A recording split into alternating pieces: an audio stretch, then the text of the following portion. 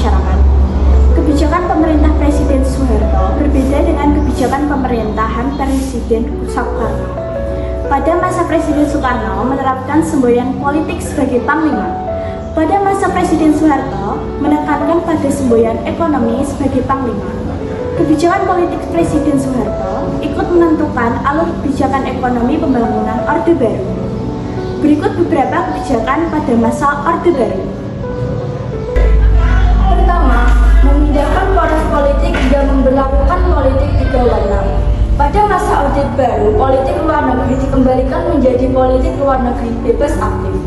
Perubahan kebijakan politik luar negeri tersebut menjadi target awal Soeharto dalam pemulihan krisis politik luar negeri, serta meningkatkan kerjasama dengan negara lain. Adapun untuk memperkuat posisi Indonesia di kawasan regional, Indonesia bersama Malaysia, Filipina, Singapura, dan Thailand menggagas berdirinya ASEAN. Pada tanggal 8 Agustus 1967, latar belakang berdirinya ASEAN antara lain sebagai berikut. A. Berakhirnya konfrontasi yang tinggi di Asia Tenggara antara Indonesia, Malaysia, dan Filipina. B. Persamaan senasib akibat ditindas bangsa penjajah. C.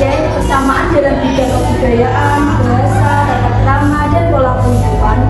D. Persamaan letak geografis yang strategis dalam peraturan politik dan ekonomi internasional.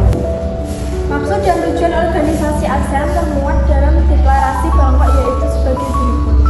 1. Mempercepat pertumbuhan ekonomi, kemajuan sosial, dan perkembangan kebudayaan di Asia Tenggara. 2. Meningkatkan stabilitas keamanan dan kedamaian di kawasan Asia Tenggara. 3. Meningkatkan kerjasama dalam bidang ekonomi, sosial, budaya, teknologi, dan ilmu pengetahuan bagi negara-negara anggota ASEAN. 4. Mengadakan kerjasama dalam bidang pertanian, industri, perdagangan, dan komunikasi. 5. Menyediakan fasilitas latihan dan penelitian bagi negara-negara di kawasan Asia Tenggara. Adapun peran serta Indonesia dalam ASEAN antara lain sebagai berikut. 1. Sebagai negara pemrakarsa berdirinya ASEAN. 2. Sebagai penyelenggara KTT 1 dan KTT 9. 3. Sebagai tempat kedudukan sekretariat tetap ASEAN yaitu di Jakarta. 4. Sebagai tempat salah satu proyek dari Komite Pangan, Pertanian, serta Kehutanan yaitu untuk suplai dan keperluan makanan. 2. Stabilisasi penyeragaman. Pada masa Orde Baru diselenggarakan penataran P4. Adapun tujuan penataran P4 adalah membentuk pemahaman yang sama mengenal demokrasi Pancasila, sehingga dengan pemahaman yang sama diharapkan persatuan dan kesatuan nasional akan terbentuk dan terpelihara. Dengan melalui penegasan tersebut, maka opini rakyat akan mengarah pada dukungan yang kuat terhadap pemerintahan Orde Baru. 3. Rehabilitasi ekonomi dan ekonomi sebagai panglima pembangunan. Kebijakan pembangunan Orde Baru.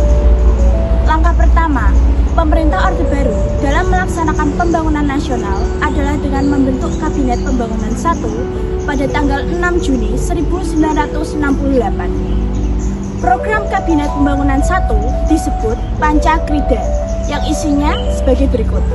1. Menciptakan stabilitas politik dan ekonomi sebagai syarat mutlak berhasilnya pelaksanaan rencana pembangunan 5 tahun atau Repelita dan pemilihan umum. 2. Menyusun dan merencanakan Repelita. 3. Melaksanakan pemilu selambat-lambatnya pada bulan Juli 1971. Yang keempat, mengembalikan ketertiban dan keamanan masyarakat dengan mengikis habis sisa-sisa G30 SPKI dan setiap bentuk rongrongan, penyelenggaraan, serta pengkhianatan terhadap Pancasila dan UUD 1945. Yang kelima, melanjutkan penyempurnaan dan pembersihan secara menyeluruh aparatur negara, baik di pusat maupun di daerah, dari unsur-unsur komunisme. Rehabilitasi ekonomi Orde Baru. Rehabilitasi ekonomi Orde Baru adalah program yang dilakukan untuk memperbaiki kondisi ekonomi rakyat Indonesia.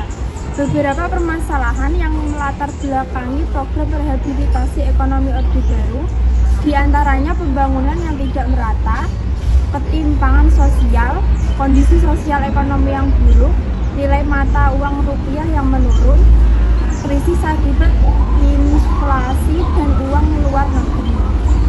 Ekonomi sebagai panglima pembangunan. Pembangunan ekonomi yang tidak terkendali dapat menyebabkan berbagai masalah seperti ketidaksetaraan ekonomi, kerusakan lingkungan, dan ketidakstabilan ekonomi. 4. Penegakan hegemoni melalui sosial budaya. Penegakan hegemoni melalui sosial budaya adalah upaya kelompok dominan untuk memaksakan pandangan dunianya menjadi norma budaya umum.